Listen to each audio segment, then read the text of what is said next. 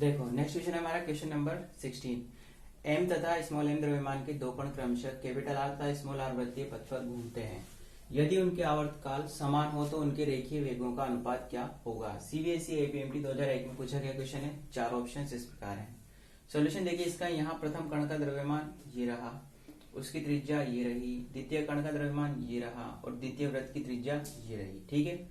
इसके बाद हम जानते हैं कि v बराबर ओमेगा आर होता है ना। तो यहाँ से ओमेगा बराबर निकाल लिया मैंने v बटा आर। इसी को थोड़ा आगे गया मैं तो ये भी जानते हैं हम कि ओमेगा बराबर होता है 2 पाई अपॉन टी। ठीक है। तो यहाँ से मैंने लिख दिया t बराबर 2 पाई बाई ओमेगा। फिर t बराबर 2 पाई बाई ओमेगा लिखने के बाद मैंने यहाँ पे ओमेगा का मान यहाँ से रखा जो कि है v बटा आर। तो ओमेगा का मान यहाँ पुट करते क्या आ जाएगा v बटा आर। तो t बराबर आ गया मेरे पास 2 पाई आर अपॉन v। अब यहाँ पे किसका अनुपात पूछा उसने, वेगों का। तो क्या करेंगे, अतः v बराबर क्या हो जाएगा 2 पाई आर अपॉन टी। यहाँ से v को यहाँ लेके t को नीचे ले आए तो प्रथम कण का रेखीय वेग क्या जाएगा v1, यानी कि प्रथम कण के लिए v1 क्या होगा 2 पाई प्रथम कण की त्रिज्या। प्रथम कण की त्रिज्या कितनी है, कैपिटल आर। तो कैपिटल आर रख दिया और उसने बोला है कि आवर्तकाल क्या है उनके समान है। तो समान है तो यहाँ भी t आएगा और यहाँ भी t आएगा। ठीक है। तो ये v1 तो आ गया t और द्वितीय कण का रेखीय वेग v2 के लिए 2 पाई आर। द्वितीय कण के लिए त्रिज्या कितनी थी, ये स्मॉल आर। तो यहाँ आ गया स्मॉल आर और अपॉन में टी। v1 बाई v2 निकालेंगे तो ये बटा ये करेंगे, सोल्व आउट करेंगे तो क्या आएगा capital R upon small R. तो सही आंसर क्या होगा हमारा, option C is correct answer, capital R upon small R.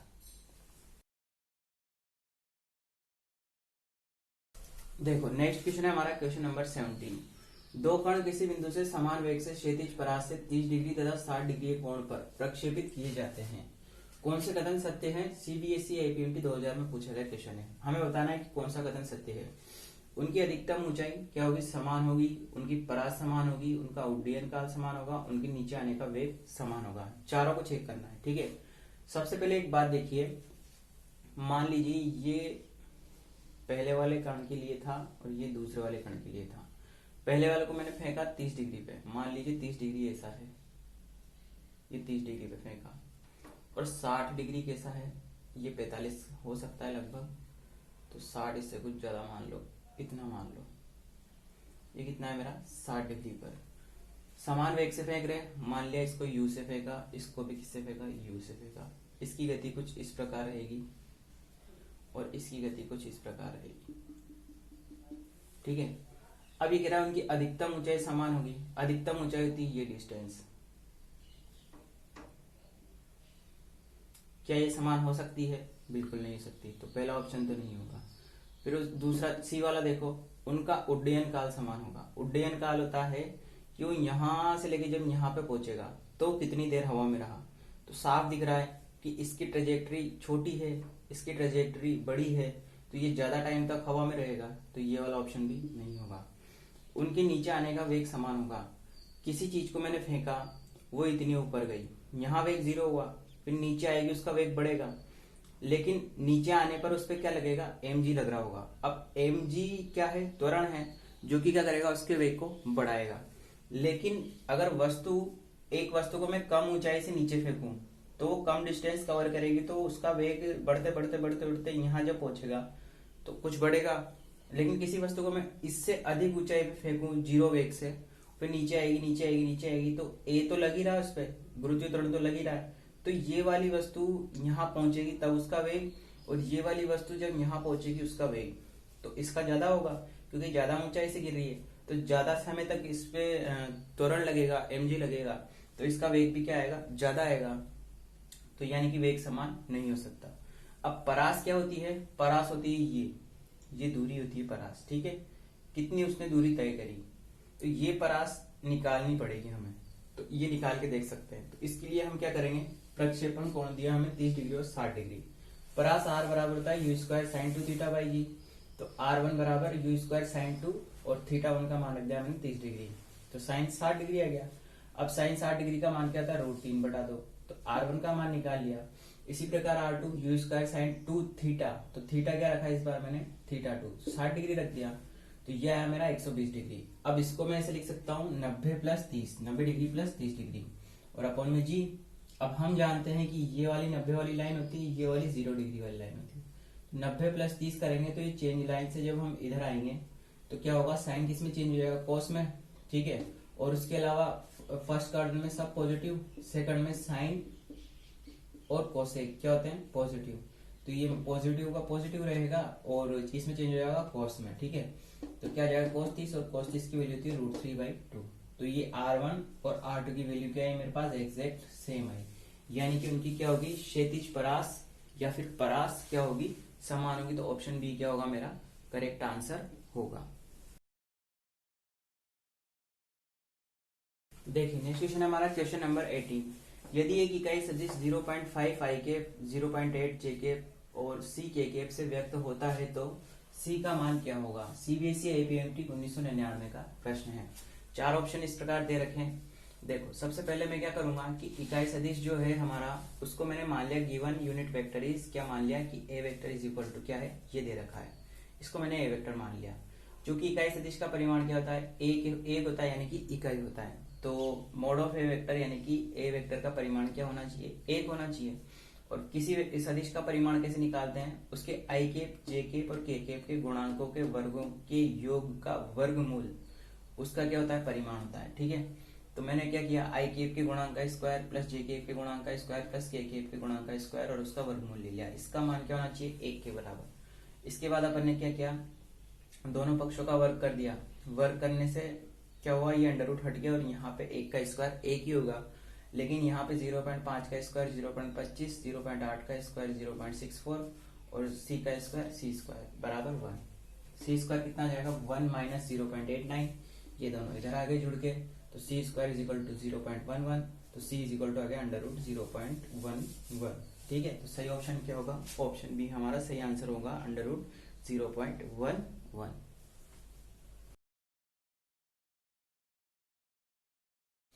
देखो नेक्स्ट क्वेश्चन है हमारा क्वेश्चन नंबर 19। यदि एक कोणीय वेग ओमेगा इज इक्वल टू ये दे रखा है तथा स्थिति सदिश R vector is equal to ये दे रखा है हो तो रेखीय वेग क्या होगा। सीबीएसई APMT 1999 का क्वेश्चन है। चार ऑप्शन दिए हुए हमें, चारों क्या है, सदिश है, ठीक है। इसने कोणीय वेग ओमेगा और आर का वेक्टर मुझे दिया हुआ है और रेखीय वेग का सदिश इसने पूछा है। हम जानते हैं एक संबंध होता है वी ओमेगा और आर में, v vector is equal to omega vector cross r vector. इसने एक, चलो ठीक है, वी वेक्टर बराबर omega vector cross r vector, जहां ओमेगा वेक्टर क्या है 3i cap minus 4j cap plus k cap, r vector क्या है 5i cap minus 6j cap plus 6k cap. तो वी वेक्टर क्या आ जाएगा, v बराबर था ओमेगा क्रॉस आर, यानी कि ये वेक्टर क्रॉस ये वाला वेक्टर, तो ये वेक्टर क्रॉस ये वाला वेक्टर। अब इससे क्या आएगा, v vector is equal to mod के अंदर i j और k, ठीक है। सबसे पहले लिखते हैं i j k, फिर यहाँ पे वो वाले गुणांक आएंगे आई जे के जो पहले लिखा हुआ है 3 माइनस 4 और 1, 3 माइनस 4 1, फिर उसके बाद इसके गुणांक 5 माइनस 6 और 6, 5 माइनस 6 और 6, ठीक है। गुणा कैसे करते हैं, पहले आई कैप लिख दिया, ठीक है। ये वाली पंक्ति और ये वाली पंक्ति को छोड़ दो, इसको इससे गुणा करो -24, फिर सूत्र का माइनस, फिर ये वाला माइनस, तो -6, तो माइनस माइनस प्लस तो +6, फिर सूत्र का माइनस, फिर जे के, फिर ये वाली और ये वाली पंक्ति छोड़ दो, इसको इससे गुणा करो 18, फिर सूत्र का माइनस, फिर 5 इंटू 1 5, ठीक है, ये आ गया। फिर प्लस आएगा सूत्र का, फिर के ये वाली और ये वाली छोड़ दो, इसको इससे करो -18, फिर सूत्र का माइनस, फिर 5 चौक 20, तो माइनस और माइनस +20, ठीक है। सोल्व आउट करेंगे -18 आई के -13 जे के प्लस 2 के आएगा, ठीक है। तो कौन सा ऑप्शन सही है हमारा, ऑप्शन बी हमारा सही आंसर होगा, जो कि क्या है हमारा रेखीय वेग सदिश। देखो नेक्स्ट क्वेश्चन है हमारा क्वेश्चन नंबर 20। एक पिंड को क्षैतिज वृत्त r बराबर 20 सेंटीमीटर क्षैतिज वृत्त में घुमाया जा रहा है, उस वृत्त की त्रिज्या क्या है, r is equal to 20 centimetre में रेखीय वेग 10 रेडियन प्रति सेकंड से क्या करते हैं, घुमाते हैं।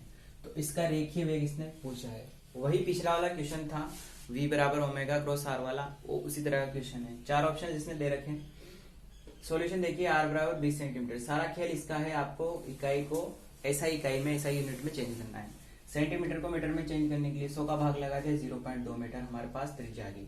ओमेगा दे रखा है 10 रेडियन प्रति सेकंड, ये ऐसा इकाई में है, ठीक है। तो v बराबर क्या होता है ओमेगा r। ये कैसा रूप है इसका, मतलब ये परिमाण वाला रूप है, और वो जो v vector is equal to omega vector cross r vector था वो सदिश वाला रूप था, और ये कौन सा है, परिमाण वाला, सिंपल वाला। ठीक है, तो v बराबर क्या आ जाएगा, ओमेगा r, ओमेगा का मान रख दिया मैंने 10 और r का मान रख दिया मैंने 0.2, तो कितना है 2 मीटर बटा सेकंड। तो क्या जाएगा फाइनल आंसर हमारा option B is correct answer, 2 metre बटा सेकंड। काफी इजी क्वेश्चन था, छोटा क्वेश्चन था। ठीक है, नेक्स्ट क्वेश्चन है हमारा क्वेश्चन नंबर 21। एक कण का स्थिति सदिश ये दे रखा है जो कि इस प्रकार है, इस कण का वेग होगा, यानी कि इससे वेग से रिलेटेड इसने कुछ कथन दिए हैं, तो कौन सा कथन सत्य होगा। सीबीएसई एपीएमटी 1994 में पूछा गया क्वेश्चन है। कथन नंबर 1 है मूल बिंदु की ओर निर्दिष्ट होगा वेग सदिश, मूल बिंदु से दूर की ओर निर्दिष्ट होगा, स्थिति वेक्टर के समांतर निर्दिष्ट होगा, या स्थिति वेक्टर के लंबवत निर्दिष्ट होगा। 4 ये दे रखे इसमें ऑप्शंस। सॉल्यूशन देखिए इसका अकॉर्डिंग टू क्वेश्चन। स्थिति सदिश क्या दिया है, position vector is r vector is equal to a cos omega t i cap plus a sine omega t j cap, जिसका ढाल m1 क्या है, ए साइन ओमेगा टी, यानी कि ये ए साइन ओमेगा टी अपॉन ए कोस ओमेगा टी। किसी भी सदिश का ढाल इसी प्रकार लिखा जाता है कि आई केप का सॉरी जे केप का गुणांक बटा आई केप का गुणांक। तो इसको मैंने m1 बोल दिया, ये आ गया, ये आ गया, तो m1 का मान क्या, ए से क्रॉस हो गया, टेन ओमेगा टी आ गया। उसके बाद v वेक्टर क्या होता है, D R vector by D T, यानी कि D R vector by D T जब मैं करूंगा तो ये माइनस, अब देखना इसका मैंने क्या किया अवकलन, तो कोस का अवकलन माइनस साइन ओमेगा टी, और ओमेगा टी का करूंगा तो ओमेगा, इसी प्रकार ये मिल गया मुझे। तो v वेक्टर क्या आ गया ये, ठीक है। ओमेगा को मैंने कॉमन ले लिया क्योंकि ये साइन और कोस दोनों क्या था, बाहर था, ओमेगा को कॉमन ले लिया, इसको दे दिया समीकरण नंबर 1। और v बराबर ओमेगा आर अपन को पता है होता ही है, तो इसको दे दिया समीकरण नंबर 2। इसकी और इसकी 1 और 2 की तुलना करेंगे तो मुझे क्या मिल जाएगा, r, यानी कि ओमेगा और ओमेगा तो कॉमन है, v और v कॉमन है, ये क्या बचा खुचा क्या हो जाएगा r, तो r बराबर ये आ गया। ठीक है, अब इस r के लिए, यानी कि ये किसके लिए था, वेग सदिश के लिए था, तो वेग सदिश का क्या आ जाएगा, ढाल m2 हो जाएगा, j केप का गुणांक a cos ओमेगा t और i केप का गुणांक minus a sin omega t, दोनों का अनुपात निकालेंगे तो a से a क्रॉस हो गया, माइनस कोट ओमेगा टी, और कोट का व्युत्क्रम क्या होता है, माइनस 1/10 ओमेगा टी। अब देखिए यहाँ पे ढाल हम मेरे पास m2 भी है और m1 भी है, और हम एक बात जानते हैं कि अगर पहले ये देखिए कि m1 और m2 का गुणनफल क्या रहा है, m1 m2 का गुणनफल करूंगा मेरा तो ये आएगा -1। और हम क्या जानते हैं कि जब भी कोई दो रेखाओं की प्रवणताओं का गुणनफल या कोई दो सदिशों की प्रवणताओं का गुणनफल -1 होता है तो वो दोनों परस्पर क्या होते हैं, लंबवत। तो क्या हो जाएगा, स्थिति वेक्टर के लंबवत निर्दिष्ट होगा, यानी कि वेग और स्थिति सदिश एक दूसरे के क्या होंगे, लंबवत होंगे। तो क्या जाएगा, ऑप्शन डी हमारा क्या होगा, सही आंसर होगा। नेक्स्ट क्वेश्चन है हमारा, जब एक पिंड एक वृत्तीय पथ पर समान चाल से चलता है तो मतलब कौन सा कथन सही है। सीबीएसई एपीएमटी 1994 का क्वेश्चन है, छोटा क्वेश्चन है पर कॉन्सेप्चुअल क्वेश्चन है। 4 ऑप्शंस दिए हुए हैं, तो वृत्तीय पथ पर कण क्या कर रहा है, समान चाल से चल रहा है। अब इसने एक चीज आपको बहुत ज्यादा ध्यान देने वाली बात है, इसने यहाँ पे चाल लिखा है, ठीक है, इसने ये नहीं लिखा कि ये वेग है। अब वेग और चाल में क्या डिफरेंस होता है, चाल की कोई दिशा नहीं होती, ठीक है। चाल क्या होता है, वेग का परिमाण होता है, और वेग कैसी राशि है, एक सदिश राशि है, उसका परिमाण भी होता है और उसकी दिशा भी होती है। इसने यहाँ क्या लिखा, सिर्फ चाल लिखी है, ठीक है। अब इसने यहाँ चाल लिखी है, लेकिन यहाँ पे इसने किसकी बात की है, वेग की बात की है, ठीक है। यहाँ तो लिखा इसने सिर्फ चाल, लेकिन यहाँ पे बात किसकी करी है, वेग की बात करी है। और मैंने यहाँ जो डायग्राम बनाया ना, ये मैंने यहाँ पे वेक्टर नहीं लगाया, यानी कि ये क्या है, मेरी चाल बनाई है मैंने यहाँ पे, at any time T, at any time T पर मैंने इसकी क्या लिखी है, ये चाल लिखी है, ठीक है। देखिए ऑप्शन नंबर है वेग नियत होगा। अब यहाँ पे क्या नियत है, चाल नियत है, यानी कि समान चाल है, यानी कि चाल नियत रहेगी उसकी, वेग नियत नहीं रहेगा, यानी कि उसका जो परिमाण है वेग का, यानी कि जो चाल है वो तो नियत है, लेकिन वेग की दिशा जो है हर जगह बदल रही है। जैसे यहाँ पे वेग की दिशा इधर है, तो यहाँ पे वेग की दिशा इधर आ जाएगी, यहाँ पे वेग की दिशा इधर आ जाएगी, यहाँ पे वेग की दिशा इधर आ जाएगी, स्पर्श रेखा की दिशा में वेग, ठीक है। यहाँ पे वेग की दिशा इधर आ जाएगी, तो यानी कि वेग की दिशा निरंतर चेंज हो रही है, यानी कि वेग नियत नहीं है, चाल नियत है। तो ऑप्शन ए क्या हो गया मेरा, गलत हो गया। फिर ये कह रहा है कोई बल कार्यरत नहीं होगा। कण के पास जब वो गति करता है, रेखीय सॉरी ये अपने वृत्ताकार गति, तो उसके पास दो तरह के त्वरण हो सकते हैं। एक तो होता है स्पर्श रेखीय त्वरण, एक होता है अभिकेंद्रीय त्वरण। अब चूंकि यहाँ पे चाल क्या है, नियत है, तो स्पर्श रेखीय दिशा में तो कोई त्वरण नहीं है, लेकिन क्योंकि वृत्ताकार पथ में गति कर रहा है तो इसका क्या होगा, एक अभिकेंद्रीय त्वरण होगा। तो इसने कहा कोई बल कार्यरत नहीं होगा। अब त्वरण है तो बल भी होगा, तो क्या होगा, अभिकेंद्रीय बल होगा। तो यानी कि ये वाला कथन भी क्या हो गया, गलत। डी वाला देखिए, कोई त्वरण नहीं होगा, है ना। अब बल नहीं होगा, अब इसने कहा कि अब यहाँ पे बल त्वरण है तो बल भी है, अभी कह रहा है त्वरण नहीं होता तो त्वरण है भाई, तो ये गलत। और कोई बल नहीं होता तो बल भी है, त्वरण है तो बल भी है, तो ये भी गलत हो गया। अब कोई कार्य नहीं होगा, कार्य क्यों नहीं होगा, कार्य क्या होता है हमारा, कार्य का सूत्र होता है बल इंटू बल की दिशा में विस्थापन। ठीक है। अब कुछ लोग इसको सूत्र को कैसे याद करते हैं, कार्य बराबर 10वीं क्लास के हिसाब से बल इंटू विस्थापन। ठीक है। अब अगर मैं इसके हिसाब से देखूं तो वैसे ये भी सही है और ये भी सही है। कैसे सही है, पहले तो इसको देखते हैं, कार्य बराबर बल इंटू बल की दिशा में विस्थापन। ठीक है। बल किधर लग रहा है, केंद्र की ओर। ठीक है। मान लिया ये जो पथ गति कर रहा है ये कैपिटल आर त्रिज्या के पथ पर गति कर रहा है, तो ये जब गति करेगा तो इस पर बल कहाँ लग रहा है, केंद्र की ओर। तो क्या इस कण का कभी केंद्र की ओर विस्थापन होगा कुछ, यानी कि इसकी वृत्तीय जो ये त्रिज्या है ये चेंज होगी, नहीं होगी, है ना। तो ये क्या होगा, बल की दिशा में कभी भी विस्थापन नहीं करेगा वृत्तीय इसमें। ठीक है। तो बल की दिशा में विस्थापन नहीं हो रहा, तो यानी कि कार्य क्या है मेरा, 0। ठीक है, कार्य क्या है, 0। और अगर इसके हिसाब से देखें, बल इंटू विस्थापन, अब विस्थापन कैसी राशि है, सदिश राशि है। ठीक है। तो कार्य बराबर बल इंटू विस्थापन। अब ये कहना चाह रहा है कि विस्थापन क्या होता है मेरा, जैसे मान लीजिए कि ये एक बिंदु है और ये एक बिंदु है, कण यहां से यहां तक ऐसे चला, तो अगर मैं इस पथ के अनुदिश दूरी निकालूंगा तो ये तो मेरी होगी दूरी, और सीधी दूरी क्या होती है, विस्थापन। अब जैसे मैंने मान लो यहां से देखना शुरू किया और कण ने चल के वापस यहाँ पे एक चक्कर में दूरी तय कर ली, तो वास्तव में विस्थापन पहले बिंदु को अंतिम बिंदु से मिलाऊंगा तो पहला भी यही है, अंतिम भी यही है, यानी कि विस्थापन क्या हुआ मेरा, 0, यानी कि कार्य भी क्या हुआ मेरा, 0। तो यहां से भी कार्य 0, यहां से भी कार्य 0, यानी कि कोई कार्य नहीं किया जाएगा कण द्वारा वृत्तीय पथ पर एक समान चाल से चलते हुए। ठीक है। तो कौन सा ऑप्शन सही होगा हमारा, ऑप्शन सी क्या होगा, करेक्ट आंसर होगा। देखो नेक्स्ट क्वेश्चन है हमारा क्वेश्चन नंबर 23। एक विद्युत पंखे के ब्लेड की घूर्णन अक्ष से लंबाई कितनी है, 30 सेंटीमीटर है। पंखा 120 आरपीएम से चलता है, राउंड पर मिनट से चलता है, तो पंखे के ब्लेड से अग्रभाग का त्वरण क्या होगा। सीबीएसई एआईपीएमटी 1990 का क्वेश्चन है। 4 ऑप्शन इस प्रकार दे रखे हैं। मान लीजिए पंखा इस प्रकार है, ठीक है।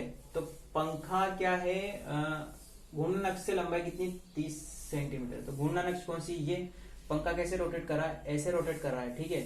तो मान लीजिए ऐसे घूम रहा है, तो क्या होगा, घूर्णन अक्ष से लंबाई यानी कि ये कितनी है, पंखे की जो अपने पंखुड़ियां हैं उनकी दूरी कितनी है, यानी कि ऐसे वृत्ताकार पथ की जो त्रिज्या है वो कितनी है, 30 सेंटीमीटर। तो पंखा 1 मिनट में कितने चक्कर करता है, 120 चक्कर।